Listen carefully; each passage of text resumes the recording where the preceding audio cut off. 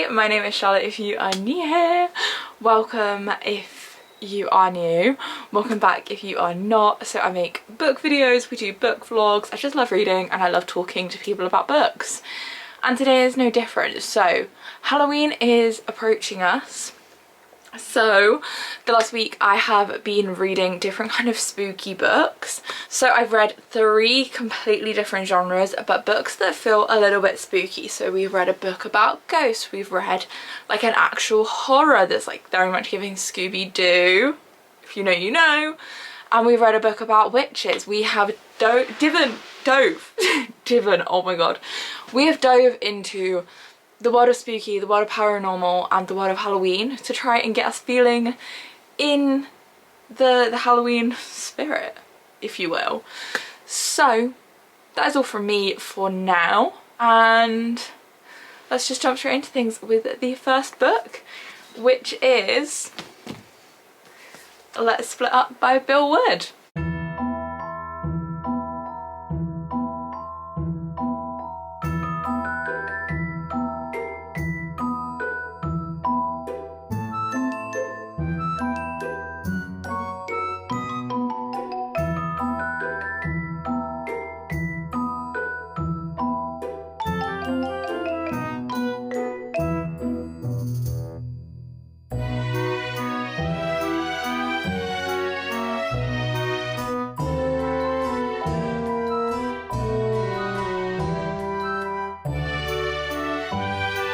Let's talk, let's split up, because I am officially over halfway through. I'm on page 182 of 134 pages. Let me tell you, this is a quick read, but as in not a lot of words on paper kind of quick read. Let me show you, like, so that's like the first page, just because obviously it's a horror, there's spoilers if I show you too much. But yeah, like that's just kind of like a guide of like there's not a lot of words on paper. Just a very quick read. I read 96 pages in like just under an hour because I had an hour timer, but I also spoke to my mum for like a couple minutes, so basically like 100 pages in an hour. So I'm not normally, I'm like a 50 to 60 pages in an hour kind of reader, so yeah, very quick in terms of like actual reading speed, but also fairly quick plot. So it is a horror. I've actually never read a horror before. This is my first ever one. This is basically about like a high school it couple that are murdered at like the town's haunted house, and then at first people don't think it's a murder, and then it comes out that it is a murder, and then the group of friends are like, let's look into this, like let's see what's going on. And very kind of typical horror movie, like, you know, when you imagine like stereotype horror movie, that kind of vibe, but like they do play on that, like they bring up horror movies and like what goes wrong in horror movies, like they are playing on that. And I do think Bill described it as like Scream, which I think Scream is like a horror movie, but it's also like a bit of a spoof. I'm not too sure, I'm not a horror girly, obviously by the fact this is my first one. But yeah, so far it's like fun. It's not gory or graphic, which is really enjoyable, because I've always thought that, like, I'm not gonna lie, I didn't really know what horror was as a genre, and I always kind of assumed that the thing that made something a horror was it was like a lot more gory and graphic, but this isn't. I don't know if it's because it's YA or what, but yeah, so far it like it's kind of, it's almost just giving like a not cozy mystery, but it's just giving like mystery. Like it's kind of, yeah, there's not been too many like twists and turns, but it is YA, and whenever we're reading a YA book we need to remember that it doesn't maybe need to have all of the twists and turns that we expect from an adult book. But yeah, there's not really anything that I can really say about what's going on because it's not on the blurb, and I do feel like in a book like this, like pretty much anything that happens that's not on the blurb is a bit of a spoiler. But yeah, so far I'm enjoying it. I think I'm gonna just sit down and finish it. I'm not gonna lie, it's 10 o'clock, so maybe I shouldn't sit down and finish it, but I think I'm gonna or I'm gonna try and just finish it this evening. But yeah, that's kind of where I'm at the moment. I don't know, thoughts, feelings, too much. I'm enjoying it. The writing's okay. Definitely some kind of like plot issues in terms of like it's set in America There's some things that are like fairly inconsistent. They're talking about being in high school for 5 years. High school in America is like 4 years, so little like weird things like that that isn't like the biggest deal, but it's also a bit like, maybe we could have had some editors in here. But yeah, we're gonna try and finish it. We're gonna see what happens. It's getting us in the spooky mood. It's getting us feeling the Halloween vibes. And that's what we want. That is what this video is for. We're trying to get cozy, spooky together as a cozy reader. Hello, so it is now Sunday and I ended up finishing Let's Split Up yesterday. So final thoughts, obviously I can't really speak too much about the plot. I didn't love it. I found it to be a little bit predictable in the end with who did it all, basically. But it is a YA. We always like to give YAs a little bit of grace with the whole who did it. I didn't find myself guessing throughout, so it wasn't like I was like, well, it was them. I kind of didn't think about the fact of thinking who it was, but then when it was revealed I was like, well yeah, obviously it was them because of XYZ, which I don't want to say because it would just be like kind of big spoilers. So yeah, as my first journey into horror, it was fun. Will I read the second book? My camera died. Will I read the second book? I'm not too sure, I'm not gonna lie. The writing wasn't my favourite. There was lots of inaccuracies, so it is what it is. It was fun to give it a go, and I do love the sprayed editors, so this is all good. So then last night I did end up picking up the Crimson Moth, but I read like the prologue and the first chapter, so I don't really have any thoughts on that at the moment, but that is my plan for the afternoon. I've just been editing, which is what this setup is, so I can sit in my chair and edit as like a little desk, because the only desk I have is like my like proper job desk, and I just don't really want to sit on that when I'm not working, so we made the little fake desk. But yeah, I picked up the Crimson Moth. Honestly, don't really have any thoughts on it at the moment. I think I'm going to go and sit somewhere, eat a cinnamon bun, because I've got cinnamon bun to eat, and read some of the Crimson Moth. I am reading it on my Kindle, which is always a good time. I think it's on Kindle Unlimited, so yeah. And I feel like spooky season wise, we've got the witches, so hopefully that will add a little bit to it. But yeah, hopefully the witchiness will get me feeling a little bit spooky, because yeah, I'm not feeling like spooky season vibes. I'm definitely feeling cozy autumn vibes though.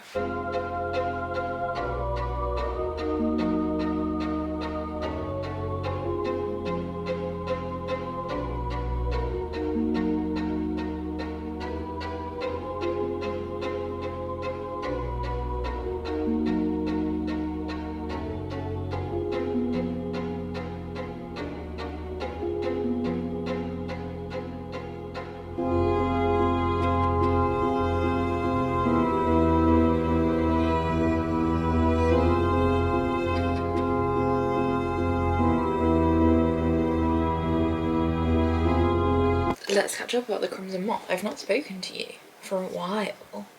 It's now Wednesday. I can't remember the last time I filmed. I'm definitely like kind of slumpy at the moment, but that's fine. We're moving through it. I've been like it all month. I'm just pushing myself to read as much as possible because I am really enjoying the Crimson Moth. So this is about Rune. Let me actually read the blurb so I can kind of see what I can share with you, because I've never read the blurb for this book. I've just heard people talk about it roughly, so I don't want to then like, you know, give too much away, because as we know on this channel, I don't like to know too much about a book before reading it. So I'm just going to read the blurb to you. On the night Rune's life changed forever, blood ran in the streets. Now in the aftermath of a devastating revolution, witches have been diminished from powerful rulers to outcasts, ruthlessly hunted due to their waning magic, and Rune must hide what she is. Spending her days pretending to be nothing more than a vapid young socialite, Rune spends her nights as the Crimson Moth, a witch vigilante who rescues her kind from being purged. When a rescue goes wrong, she decides to throw the witch hunters off her scent and gain the intel she desperately needs by courting the handsome Gideon Sharp, a notorious and unforgiving witch hunter loyal to the revolution, who she can't help but find herself falling for.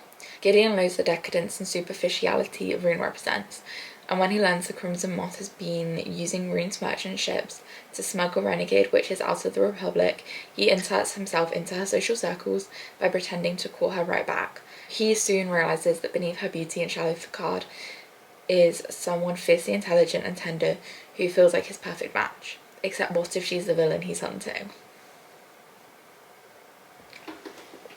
Guys, it is so good. It's like an absolute page turner, and I think when I feel like I'm not wanting to read, it's definitely just like tiredness, laziness, honestly, and just wanting to scroll. But because this book is so good, like once I start, I am locked in. This morning I woke up at like, my alarm went off 5:45, so I started reading. Well, to be fair, I started reading immediately, and I read until I read for an hour, and I like literally checked the time and I was like, no way, like no way have I read for an hour. Like that has gone way too quickly. So that shows how insane this book is. Absolutely obsessed with it. So yeah, I think I'm literally like at the halfway point, and right now like I genuinely don't really know what could happen. Like it doesn't really feel like a super typical fantasy book in a lot of ways. There's been some quite early on twists and turns, but yeah, I'm loving it so far, and I don't think I'll finish it this evening because it's 8:30 and I've got 3.5 hours left, so I think that ship has sailed. But absolutely obsessed with this, and hopefully we'll finish it like tomorrow morning at least. But yeah, I'm gonna start reading again.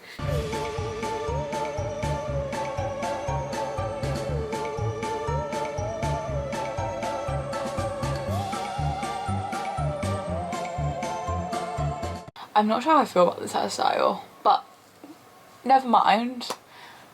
I cut bangs earlier this week. I don't know how much I spoke to you this week, but I did cut bangs, and like I wanted them to be like curtain bangs, but I just feel like maybe I didn't get my cutting right, or maybe I'm not styling them well. But okay, maybe more like that. That seems a little bit better. That'll do. Okay, so I finished The Crimson Moth yesterday morning, yesterday being Thursday. Oh my god, this book was absolutely incredible. It was kind of like giving 10 Things I Hate About You, How to Lose a Guy in 10 Days in like a fantasy twist, because we had our two main characters and we got both of their POVs, and they were both kind of like going, like pursuing each other, not for like because they liked each other, but to help their own game. But they would not, obviously the other person wasn't aware of that, because one is a like witch hunter and one is the literal thing that he is hunting. So yeah, it was kind of giving 10 Things I don't know why I keep calling it 10 Things I Hate About You. It was kind of giving How to Lose a Guy in 10 Days. It was so good. The writing was beautiful. The romance was incredible. The ending of this book, like the twist, insane, absolutely insane.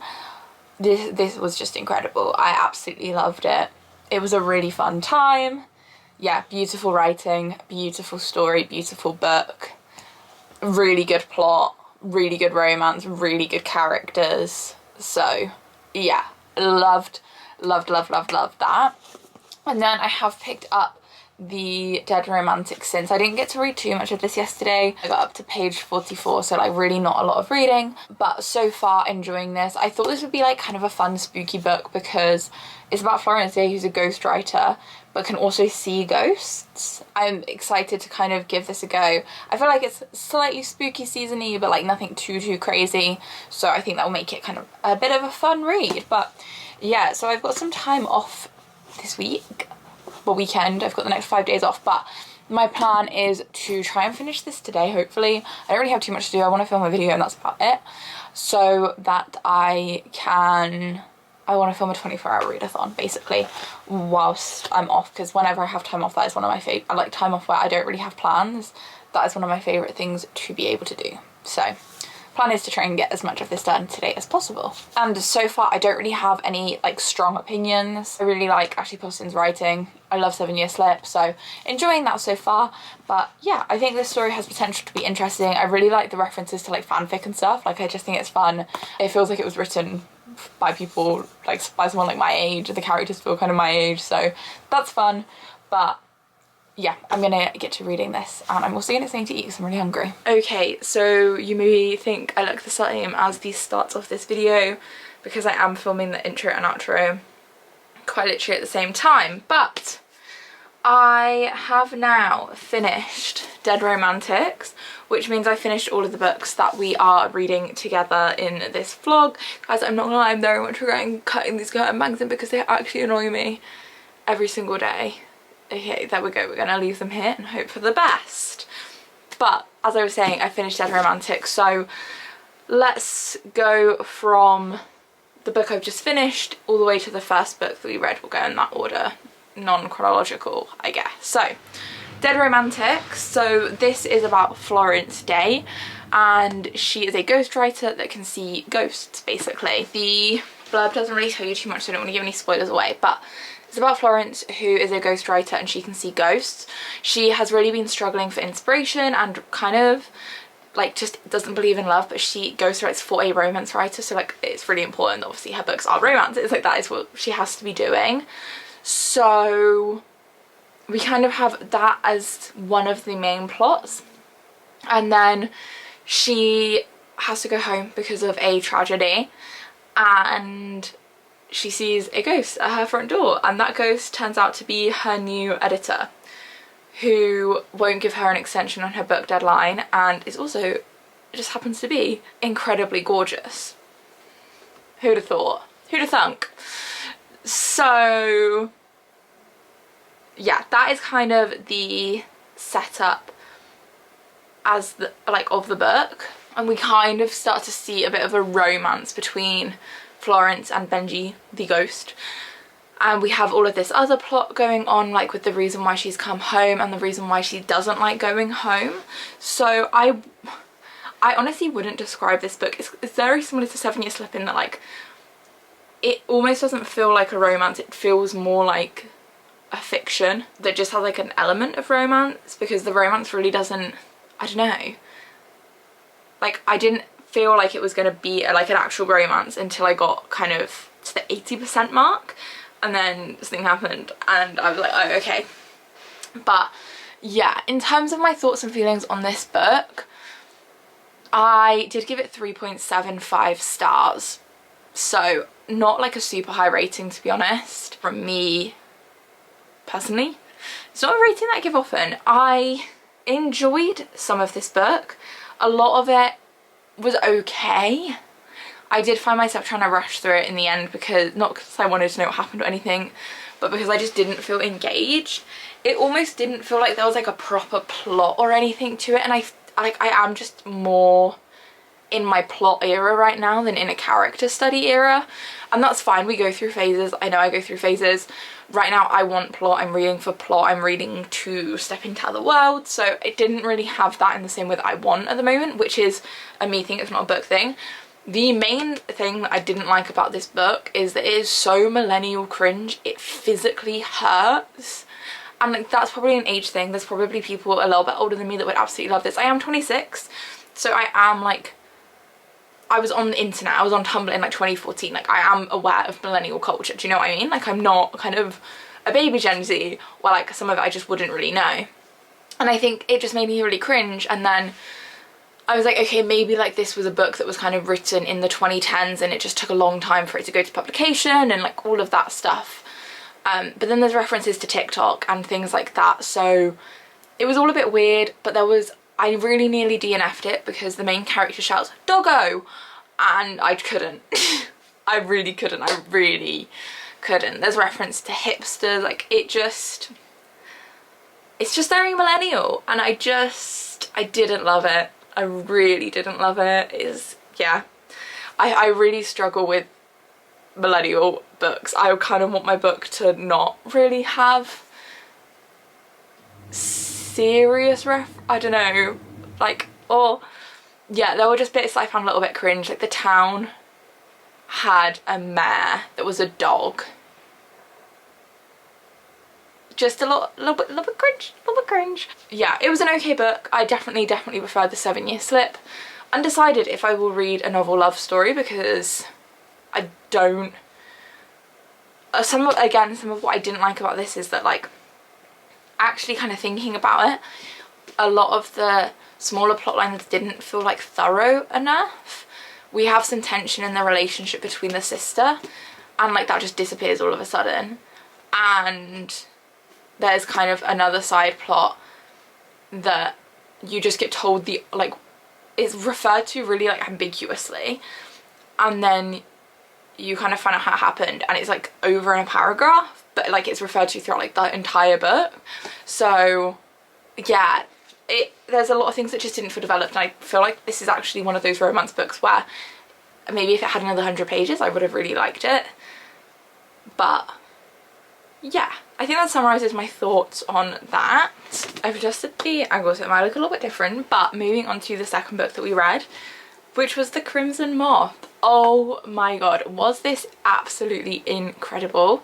This is about Rune, who is a witch, and she is actually like a vigilante, the Crimson Moth. So she saves other witches because in the world they live in, witches were basically outlawed 2 years ago. So there was a big revolution. Before that they lived under witches, like witches were in charge. So Rune is the Crimson Moth, and we basically see a like witch hunt. Well, the witch hunters were basically successful in a hunt that was really, really important to Rune, because I won't get into it all because it kind of becomes spoilers, but there was this one specific witch that was really important for Rune to rescue, and at the start we see that go wrong, and then Rune starts to make some decisions looking at suitors and who she should court based off of that. So we find Rune in a bit of what I would describe as a how to lose a guy in 10 days situation, where she is talking to her friends about how she's going to date Gideon or court Gideon because he is quite high up as a witch hunter, and he would be really beneficial basically for her to marry because she would be able to get a lot of intel. And then we see conversations with Gideon where he basically has suspicions around Rune, let's say, so he is courting her for those benefits.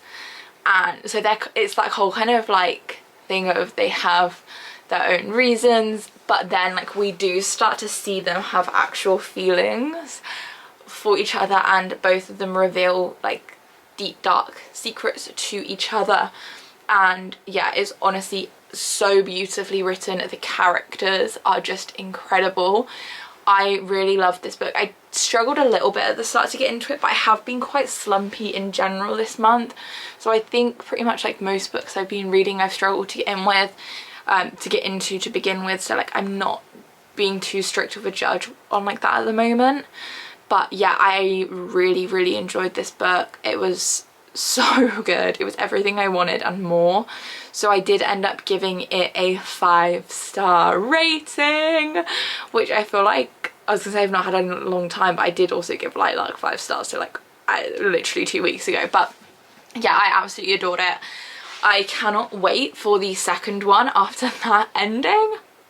The ending isn't quite Metal Slinger level if you've read that, but it is like, it hurt, like it hurt, and there were so many twists and turns and shocks. Like I just absolutely adored it. Everything that I want in a fantasy book, and really cemented my fantasy era for me at the moment. And then we had the first book that we read, which is Let's Split Up by Bill Wood. So this is about a group of friends, and basically like it's described as like the it couple in their high school gets murdered in a like haunted house basically, and it's a really small town. They don't really have like a competent police department, and these friends decide that they want to get involved. They want to see if they can figure out what's happened, because everyone kind of is saying like the ghoul did it, like the ghoul that haunts the manor did it. So they decide to just search for some more clues, and it's very kind of Scooby-Doo-esque. I think like I've not seen the Scream movies, but from what I've heard, very Scream-esque. It's very conscious that it is a horror movie, and it does kind of poke fun at things like that. It makes like, they make comments like, oh well, we're in a horror movie, so like there's comments like that, jokes like that. So it's fun, it's a little bit tongue-in-cheek, I feel. Honestly, it wasn't my absolute favourite. It was kind of obvious who the murderer ended up being, like, and how that plot, like, all of that plot went. I won't get into why it was obvious, because obviously I don't want to spoil it in case people don't think it was obvious. It was okay.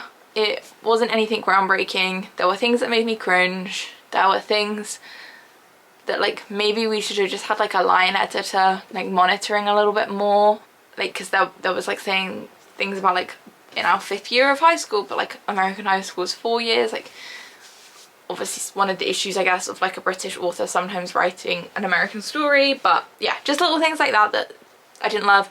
And then this, like the story as a whole being a little bit obvious, but yeah, it was a really quick read. So yeah, it was about 3.5 stars. Good for this time of year. Probably not a genre that I think I'll read again. It just isn't me. So that's another thing that makes it a little bit harder to judge. But yeah, so all in all, a little bit of a mixed bag in terms of how our reading has gone this week or so. Yeah, it has been like a week. So yeah, a little bit of a mixed bag over the last week and a half-ish. But definitely got to explore some different spooky genres. I think this is going to go out the day before Halloween, so hopefully watching this would have gotten you feeling a little bit in the mood. I don't know, probably not. I don't know if these have been necessarily given spooky or more just like Halloween vibes, but yeah, if you enjoyed this video, please give it a thumbs up and comment down below if you've read any of these books and if you enjoyed them. And if you are not already subscribed, please do subscribe to my channel. I would love to have you stick around. I know there's been a lot of new viewers lately, so thank you so much for joining me and thank you for subscribing if you have. But yeah, that is everything from me, and hopefully I will catch you in the next one. Bye!